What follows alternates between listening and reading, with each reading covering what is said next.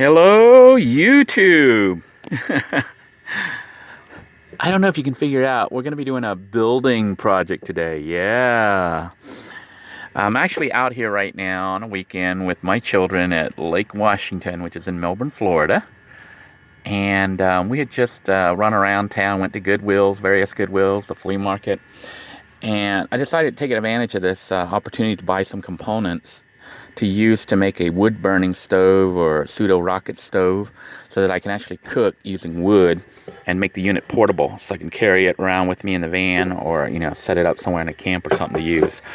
But the idea is to actually make a stove that I can put wood and fuel inside here and actually cook on it. And I can even turn it into a grill. So I found this pot from Goodwill for like $2.99. It has like a top that actually screws on. See, it's got this, I don't know if you can see the little ledge right there. It screws on this, and you can turn it, and it locks. So the top locks, which is really cool, but I don't need it for that. But I did like the locking. What I plan on doing is turning it upside down so it'll lock. And this becomes the cooking top. So I'm going to try to get pliers or something and flip this over so the lip goes the other way. And then it'll lock this way. But that's not enough. We're going to have to drill some holes up here for the heat or the flames to come through. It's the plan. And then also I need to make holes here, an opening where I can put wood inside to feed the fire. So that will allow this to serve as a like a burner unit, a stove that I can put wood inside and it'll heat up, and the flame, the heat will come up through the top here, and then I can set pots and pans on it to cook. At least that's the plan. Now the other thing is I went to the flea market and I got these little, what are they called? Steaming racks. Okay. And the reason I got them is they're nice and thick, and I think they're really strong, stainless steel, thick. And normally the bottom is just like straight up vertical, up and down. But this one I took and I bent the sides. Like I took this roadblock thing and I just put it like that, and I kind of pushed down on it and bent it out. And the reason I bent it out is I was trying to size it to the perfect size to line right up to the edge of this. You can see when we put it in now, it's a nice tight fit, doesn't wiggle. And I can actually barbecue on this. So essentially I've made a little grill that's very small, enough to cook like a steak or something for one person. And you can do two people by making two different, cook it twice, I guess. But the plan is to be able to burn wood in here and cook using this stove. And I'm going to make a little slit here so that you can keep adding fuel. So I can use it as a small little personal portable grill, or with the optional top, which will be flipped with holes inside for flames to come up. You can use it to cook as a stove top, and this should lock into place. And you might be wondering what this third one is for. It's simply to put it on here, something to set on so it doesn't burn whatever countertop or whatever you have it set on. So the bottom doesn't, because this is going to heat up when it gets hot. Setting it on here hopefully will keep it from burning whatever you're setting it on. So we'll see how that works. My next task right now, because it's pretty much done. I mean, it's not really a complicated build. I could actually even barbecue right now if I wanted to, just by putting wood in there and burning it. It's already a working barbecue. But I think having holes here will help. I'm not going to put holes on the side too much. I might make little holes, but maybe not even. Because I learned from when we made the rocket stove using the mailbox. Any little hole, flames will try to shoot out through the side. So I'm only planning on putting holes right here, a little hole about this big, so I can put little pieces of sticks in there, to burn as fuel while the stove is burning. I don't want it too big because I want the flames. I want to be able to control the fire, essentially. I don't want it going crazy. And we can cook like this if we wanted to. We could leave it like this and put a frying pan or whatever on here and cook on that. So that might even be better than even doing this top piece. Having this piece on here upside down with the flames coming up. Maybe I just do that and say this is done. I just need to make a little hole here so I can add fuel. I don't know if putting this on there and making the holes and all that, I think I might be overcomplicating it when I think about it. I think maybe I'll just leave it like that and not bother trying to cut this and drill it and give myself an extra step.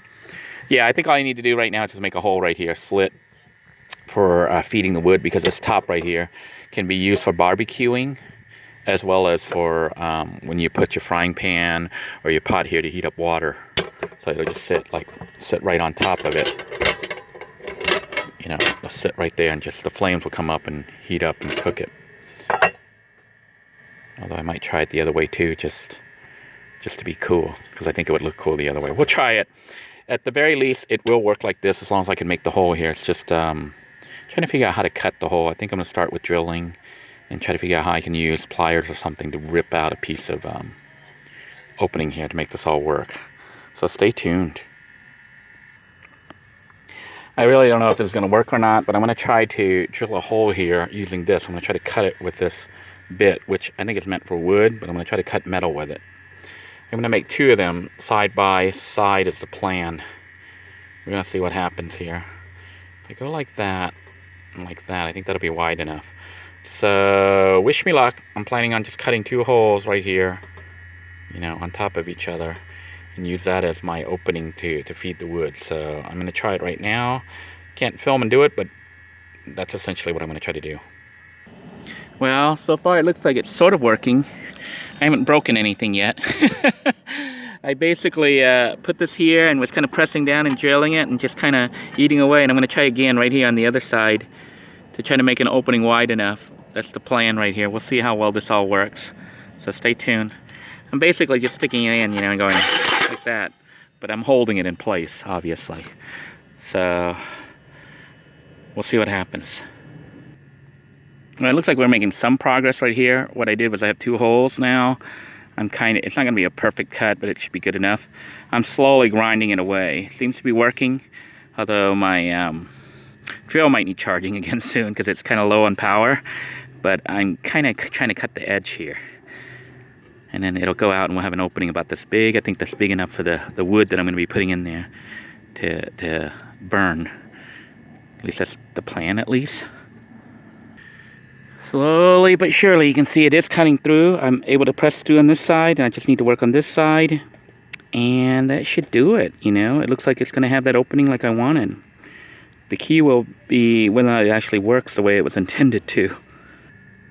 And voila, look what we've got. The metal actually went through. I cut out that opening right there, which hopefully is big enough. I try to just smooth out the edge a little bit. The idea is basically to take wood or whatever and feed it through here. See, like that. So you can have stuff burning. And then you got the grill top here, so it'll cook. I normally would say I'd make vent holes down here, but my experience with the rocket stove when we had the mailbox, any hose you put down, flames have the potential of shooting out. I really don't want that. I'm trying to make this so that maybe air will come through here, burn the wood, help it catch on fire, feed up the heat, and the stovetop will be up here, or the grill itself. And that way, it's a small little confined stove that can be easily used somewhere at a camp. Not really in the van. I wouldn't want to cook with an open flame like this in the van, but it could be done outside. You can set it somewhere and cook outside. This should allow us to have a stove for under $10 that's hopefully portable and usable. Alright, here then is my finished product. It is a wood-burning stove made from pot. We just put the fuel in here, light a fire, cook your stuff. I guess all that remains to be done is to test it out. I'm going to try it real quick. I think I'm going to go ahead and make a fire out here. You know, we're at Lake Washington. I apologize for all the noise. That is an airboat out there. You see I'm parked out here just at the park. Kids are fishing. I am going to go ahead and try this out and put some fuel in there and light it up and just make sure it's all going to work the way it's intended.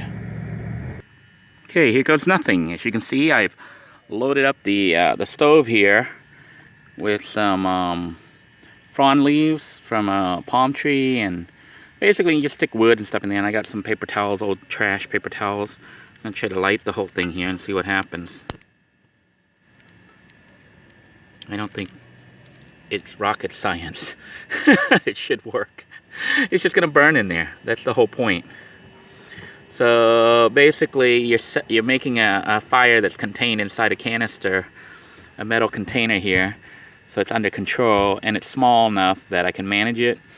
And the plan would be to make something like this so you can cook with it. And then afterwards, the ashes can be, you know, emptied out. The idea is to keep cooking pretty much to a minimum as far as expenditure. So I can cook using wood now instead of having to get propane canisters or drive around on my my van here. So once this is burning and stuff, and you got like, you can just put wood. My apologies here. That is an airboat over here. If you want to see how they load up airboats, that's how they do it. So I basically have my stove here burning, and you can see it burns just fine, as long as the fuel's not wet, you know. And then I can put the grill on it. I'll put the grill on it just for the full effect, so you can see how it actually is going to look and work. And I can grill on it. I can cook on it. So I guess all that really remains to be done is to do a cooking episode using this new portable, I guess it's a $8 stove, wood burning stove. I don't know if you'd call it a rocket stove. It may be a little bit too short to be a rocket stove, but it works like our mailbox rocket stove, just a lot more small as far as height wise, and has handles, looks a little bit prettier. And we'll have a grill top that actually fits on it. So hang on just a moment, I'll put the grill top on, you can see it in action. Here then is what the stove looks like with the grill top. So perfect fit. And I guess we can grill directly on this grill, or if you wanted to, you could put a pot here and boil water right now, or even cook, you know, frying pan and fry food up. It's just a nice way of I guess having a fire that's controlled instead of doing it on the ground. And if I wanted to, let me get a piece of stick here. I can feed more fuel just by taking a stick and tossing it in through the hole. See, just like that, and toss it in there. So when the fire runs a little low, you can add more fuel if you need to. And when it's done, you can just pour water into it to make sure it's totally, you know, burnt out. And then you can get rid of it. Or save it to use, which might, for our projects, we may save the ashes. Not right here, right now. This is just a test to show you that it will work.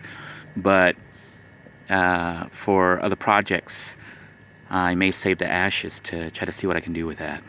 I want to thank you all for tuning in. I hope you found this episode interesting, if not useful.